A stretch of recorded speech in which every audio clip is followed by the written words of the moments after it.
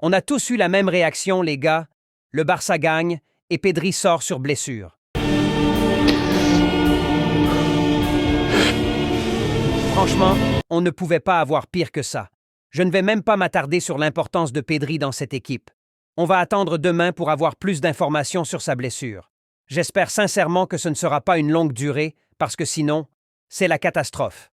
Revenons au match. Comme je l'avais annoncé dans la vidéo d'avant-match, le Barça allait gagner, mais difficilement. Et c'est exactement ce qui s'est passé. Ce genre de match piège, le Barça a toujours l'habitude soit de se rater, soit de gagner dans la douleur. Concernant la composition, c'était à peu près ce que j'avais prévu, sauf que Cubarsí a été préféré à Gérard Martin. Sûrement que Flick lui en veut encore pour son match catastrophique contre la Real Sociedad. Sur les faits de jeu, le Barça se crée la première grosse occasion avec Fermín, qui devait clairement marquer. Mais il envoie le ballon dans les tribunes. À ce moment-là, je me suis dit, voilà, c'est reparti comme à Sociedad. Et juste après, le Slavia Prague marque sur corner.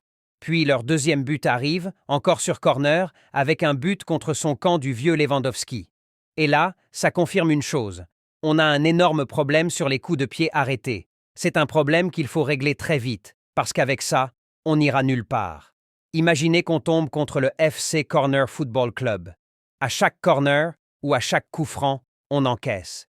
Si le Barça ne règle pas ses lacunes défensives, je ne pense pas qu'on ira très loin dans cette campagne de Ligue des Champions. Aujourd'hui, soyons honnêtes, on est très loin d'une équipe capable de gagner la C1.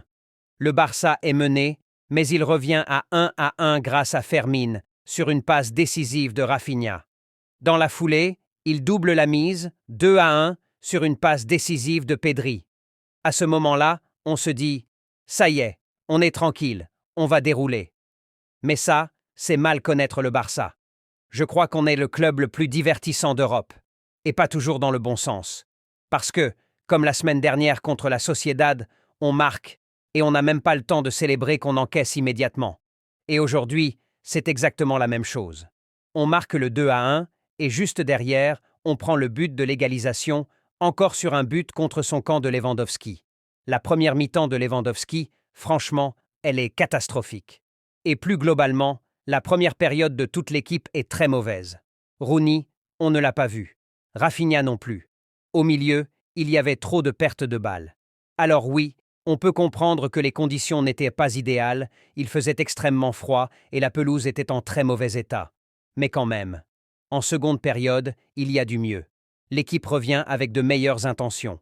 Et avec les changements, le Barça finit par sortir du piège. Olmo marque dès son entrée en jeu sur une superbe frappe. Puis Rashford délivre une passe décisive à Lewandowski pour le 4e but. Au final, c'est une victoire, mais ce match, on aurait dû le gagner largement, pour s'installer confortablement dans le top 8. Malheureusement, ça ne s'est pas fait. Donc le prochain match, il faudra impérativement gagner pour espérer entrer dans le top 8. Et c'est possible. Quand on regarde le classement, il y a 8 équipes à 13 points, comme le Barça. Le PSG va jouer contre Newcastle, donc une des deux équipes va forcément perdre des points. Chelsea joue Naples et peut aussi en laisser. Le Barça devra faire le job et ensuite regarder les autres résultats. Pour le prochain match, Frenkie de Jong ne jouera pas, il est suspendu. Pedri non plus, à cause de sa blessure. Ça risque donc d'être compliqué au milieu de terrain. On verra ça en temps voulu. Pour rappel, João Cancelo ne peut pas jouer en Ligue des Champions, il devra attendre le prochain tour. Voilà pour l'analyse de ce match. Donnez-moi votre avis en commentaire. Merci à tous et à la prochaine. Bonne fin de soirée.